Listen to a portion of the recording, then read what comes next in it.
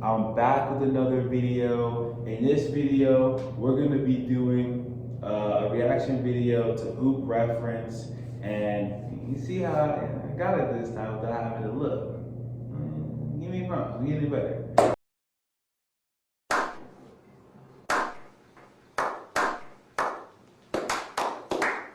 But official 2023 NBA mock draft, March Madness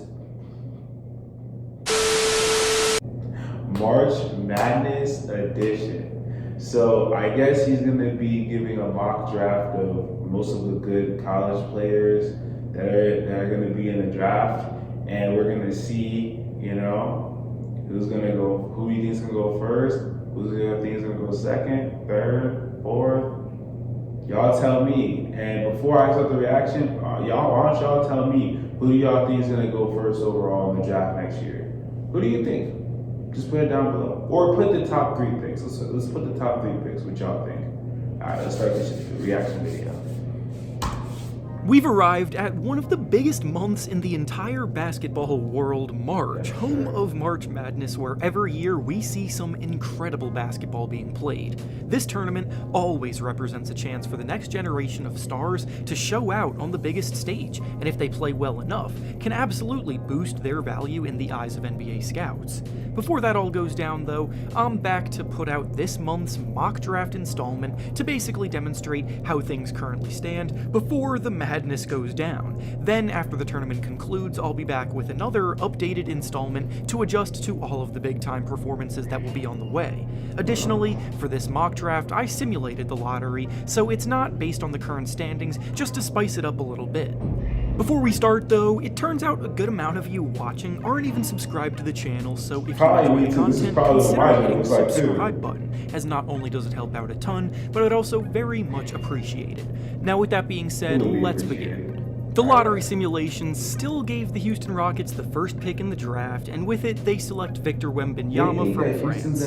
This shouldn't come as a surprise to anybody, to be completely honest, because Wembanyama has been sitting at the top of spot all season long. He's one of the most unique prospects we've seen in the draft in years, as a 7'4" player who can handle the ball comfortably, shoot the ball with deep range, and get crafty around the basket for an array of finishes. He also has terrific defensive instincts as a shot blocker, and with his overall ability to rotate and be in the right place at the right time. He'll need to get stronger over time to be able to handle some of the bigger centers in the NBA, but besides that, there is no ceiling to his game. Next up with the second pick, the San Antonio Spurs select Scoot Henderson from G League Ignite. Henderson is another absolutely elite prospect in this draft, but he's getting a bit overshadowed by Wembanyama even though he shouldn't be. He's good enough to have gone number 1 overall in many of the more recent drafts, so whoever lands the second overall pick should not be disappointed at all. Henderson has been playing in the G League for 2 years now, getting more experience at that level than any teenager has gotten. And it's showing you, the league is so different now. You can see that players are starting to really get the pickings from not just college. Years back, it used to be if you didn't go to college, it was rare maybe that you made the league. You obviously had your Euro prospects, but their league is still kind of professional. It was rare that you went to the D League. I don't even think that you could do that. Yeah, you couldn't even do that before.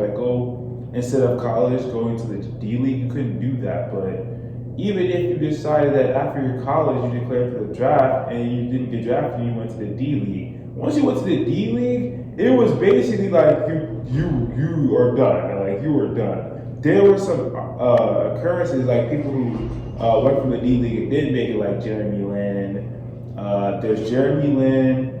There's Gerald Green, and Danny Green. Well, they went to the D League, but then they went up too. Oh, Chris Middleton. There's a lot of instances like that, but now you can literally, instead of going to college, go to the G League, which is, it used to be the D League. You could go to the G League before going to college and then still make it to the NBA. So you could kind of finesse it. Instead of maybe getting undrafted because you went to college, go to the G League originally, so you can already get that professional experience, and then you already kind of have M&A connections, because when you're in the G League, you're playing against people who used to play in the league, maybe people who are still fighting to get in the league, coaches that used to play in the league. So you're getting mad connections by playing in the G League. So it's just so crazy how like getting in the league is so evolved, but it should over the time. But I just think that's so amazing, because the first 2 picks, they're not college prospects. Like, that is rare, you know?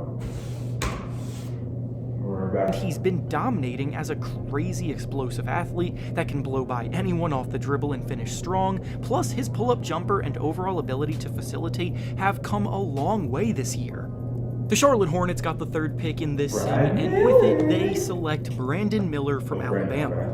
Miller has been getting a lot of attention lately, and admittedly, not all of it has been because of his play on the court. However, he seems to be in the clear with the situation that he got himself in off the court, and as long as that remains the case, then he will be one of the most tantalizing prospects for NBA scouts. To put it simply, he's been one of the best players in college basketball this year, on both offense and defense, scoring a highly efficient 20 points per game, leading his Alabama team to a top seed, and what the Hornets need a lot more of is top talent that can contribute defensively, so this is a terrific fit. Next, with the 4th pick, the Indiana Pacers got a nice boost up the board in this simulation, and here they select Amen Thompson from Overtime Elite. Amen is a human highlight reel putting on a show with his acrobatic and athletic finishing ability, but outside of the theatrics, he's a genuinely incredible playmaker as a 6'7" point guard with terrific court vision and passing talent. I realize the Pacers already have Tyrese Halliburton running the show, but in the NBA today, it never hurts to have multiple smart players that can read the game and play make for others on the court at the same time, and with Thompson's size, he can easily defend guards and wing players, giving him even more versatility in their backcourt. Next, with the 5th pick, the Detroit Pistons unfortunately get the short end of the stick in this simulation, but with this pick they select Ausar Thompson from Overtime Elite. Yes, Amen Thompson's twin brother is also a top prospect in this class, and it was actually Ausar who took home the MVP award of the Overtime Elite League this year.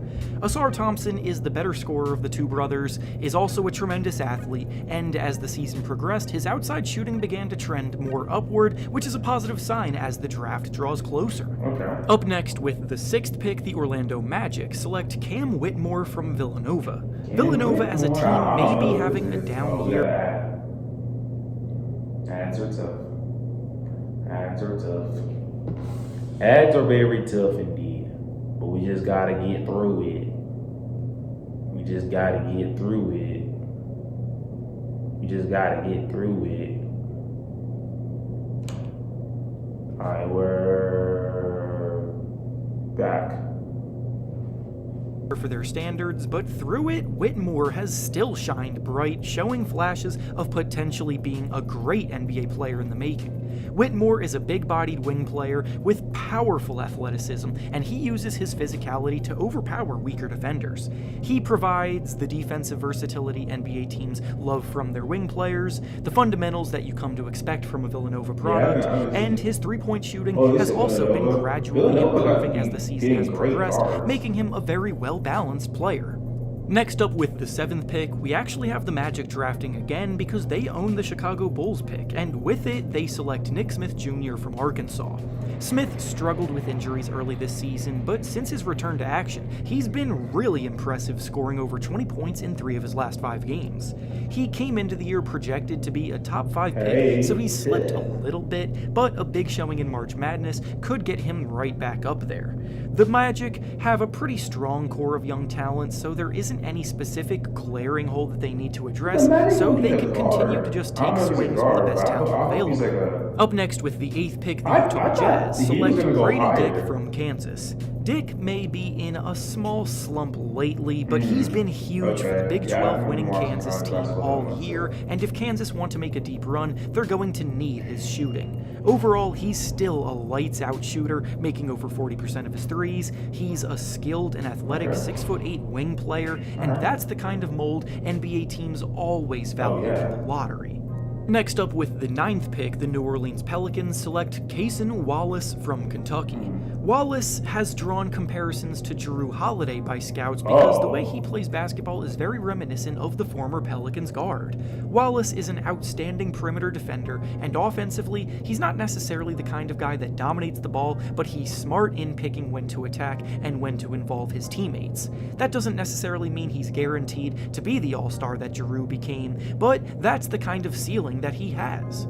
Up next with the 10th pick, the Washington Wizards select Jarace Walker from Houston. Walker is another prospect who provides defense at a level that could immediately help out a team that needs it, and the Wizards have been a subpar defense for years now, so this is right in their wheelhouse. He's a forward with good size and mobility, he can overpower defenders inside and knock down shots outside, and on the other end, he's the kind of big man that has the versatility to switch onto multiple positions when the time calls for it. Up next with the 11th pick, the Portland Trailblazers select Anthony Black from Arkansas. Black is the jack-of-all-trades prospect in this year's lottery as a 6'7" player that can play in a point-forward type of role. For a player his size, he has shown off terrific playmaking talent, and he also locks up on defense, so again, there are quite a few terrific two-way talents in this draft class, and Black is right there with them. Next up with the 12th pick, the Oklahoma City Thunder select Keontae George from Baylor. George is incredibly streaky, which is why I understand some people's hesitation with him, especially from scouts, but his game is something that you never know what you're getting, but one game he'll score over 20, then the next game he'll score 6, and despite that, his ability to generate offense and create for himself off the dribble, along with his shot-making ability, is perfect for a sixth-man role at the next level because he can really heat up in a moment's notice. Up next with the 13th pick, the Toronto Raptors select Taylor Hendricks from Central Florida. Hendricks is a highly skilled wing player with good size who can shoot with range and has a ton of athletic upside. The Raptors love to draft guys with size that they can develop, so he fits into that criteria, and he's been steadily rising up draft boards all year long. And finally, with the last pick in the lottery, the Los Angeles Lakers select Bryce Sensabaugh from Ohio State. Sensabaugh is one of the best scoring talents in the draft this year who is comfortable from all three levels. He truly takes what the defense gives him, and he does it reliably while shooting about 41% from three. And with that being said, that's all I have for you today. Make sure to like the video, subscribe to the channel, and comment down below who you want your favorite team to draft this year. Thanks for watching, and I'll see you all next time.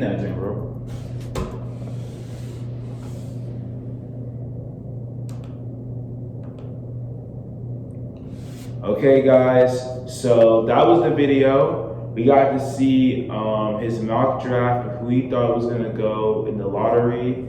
I think that looked nice. Y'all tell me who really watched college basketball. Comment down below, like, did that list make sense to y'all? Did that, like, sound good and accurate? If it didn't, y'all tell me what you guys think. You guys tell me how y'all feel about it. Would you give him an A+ for his mock draft? Or are you gonna give him an F? Or are you gonna just be nice and get it like in between, give him like a C? I don't know. Y'all tell me. I'm gonna catch y'all in the next video. Hopefully, maybe it'll be another reaction video or maybe a different kind of video. You'll just have to see. But what did I tell y'all in the last video? I'm gonna run it back. I'll tell you how I feel about them, maybe probably in a reaction video or another vlog video.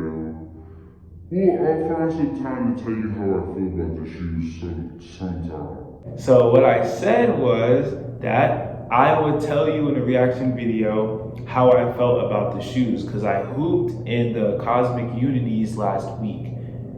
Yo, they were amazing. Those shoes, they had good grip, they had good cushion inside of them. They're great for a look on the court. It had great appeal. It's one, like I said, exactly what I said. As soon as I got on the court, the first thing people said was, "What are those?"